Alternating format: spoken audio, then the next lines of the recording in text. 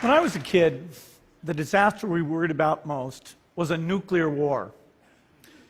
That's why we had a barrel like this down in our basement, filled with cans of food and water. When the nuclear attack came, we were supposed to go downstairs, hunker down, and eat out of that barrel.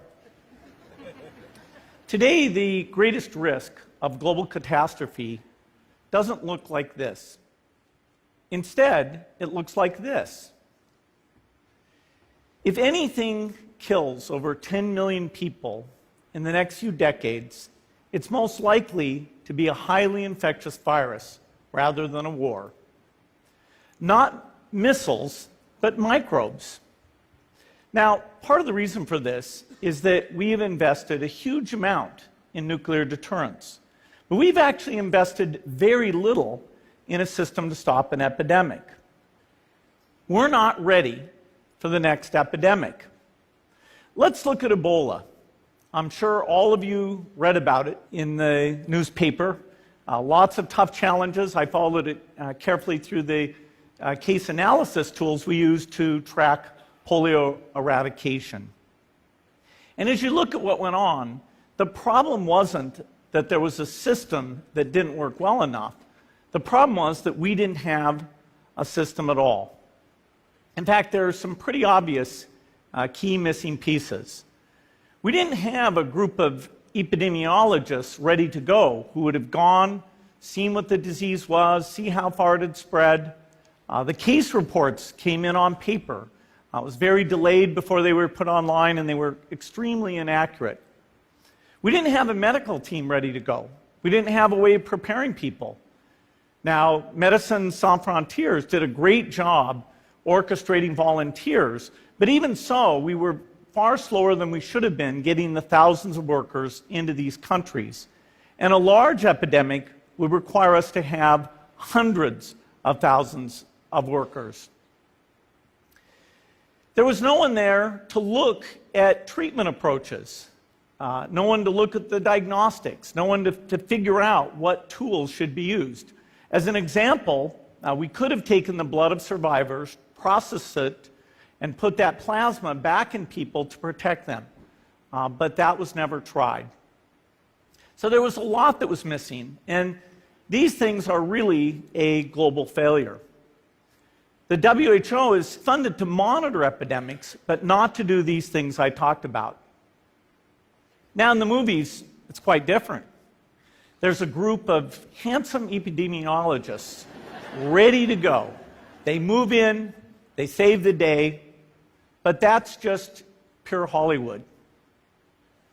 The failure to prepare could allow the next epidemic to be dramatically more devastating than Ebola. Let's look at the progression of Ebola over this year.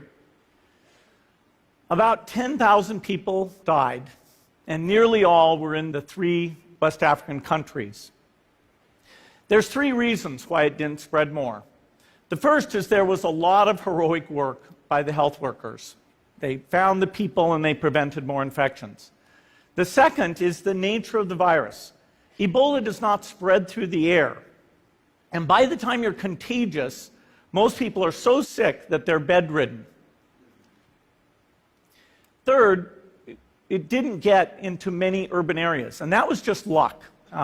If it had gotten into a lot more urban areas, the case numbers would have been much larger. So next time, we might not be so lucky. You can have a virus where people feel well enough while they're infectious that they get on a plane or they go to a market. The source of the virus could be a natural epidemic like Ebola, or it could be bioterrorism. And so there are things that would literally make things 1,000 times worse. In fact, let's look at a model of a virus spread through the air like the Spanish flu back in 1918. So here's what would happen. It would spread throughout the world very, very quickly. And you can see there's over 30 million people die from that epidemic. So this is a serious problem. We should be concerned. But in fact, we can build a really good response system. We have the benefits of all the science and technology that we talk about here. We've got cell phones to get information from the public and get information out to them. We have satellite maps where we can see where people are and where they're moving. We have advances in biology that should dramatically change the turnaround time to look at a pathogen and be able to make drugs and vaccines that fit for that pathogen. So we can have tools, but those tools need to be put into an overall global health system, and we need preparedness. The best lessons, I think, on how to get prepared are, again, what we do for war. For soldiers, we have full-time waiting to go. We have reserves that can scale us up to large numbers. NATO has a mobile unit that can deploy very rapidly. NATO does a lot of war games to check, are people well trained? Do they understand about fuel and logistics and the same radio frequencies? So they are absolutely ready to go. So those are the kinds of things we need to deal with an epidemic. What are the key pieces? First is we need strong health systems in poor countries. That's where mothers can give birth safely, kids can get all their vaccines, but also where we'll see the outbreak very early on. We need a medical reserve corps, lots of people who've got the training and background who are ready to go with the expertise. And then we need to pair those medical people with the military, taking advantage of the military's ability to move fast, do logistics, and secure areas. We need to do simulations, germ games, not war games, so that we see where the holes are. The last time a germ game was done in the United States was back in 2001, and it didn't go so well. So far, the score is germs 1, people 0. Finally, we need lots of advanced R&D in areas of vaccines and diagnostics. There are some big breakthroughs, like adeno-associated virus, that could work very, very quickly. Now, I don't have an exact budget for what this would cost, but I'm quite sure it's very modest compared to the potential harm. The World Bank estimates that if we have a worldwide flu epidemic, global wealth will go down by over $3 trillion, and we'd have millions and millions of deaths. These investments offer significant benefits beyond just being ready for the epidemic. The primary health care, the R&D, those things would reduce global health equity and make the world more just as well as more safe. So I think this should absolutely be a priority.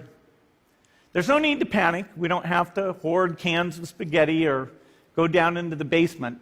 But we need to get going because time is not on our side. In fact, if there's one positive thing that can come out of the Ebola epidemic, it's that it can serve as an early warning, a wake-up call to get ready. If we start now, we can be ready for the next epidemic. Thank you.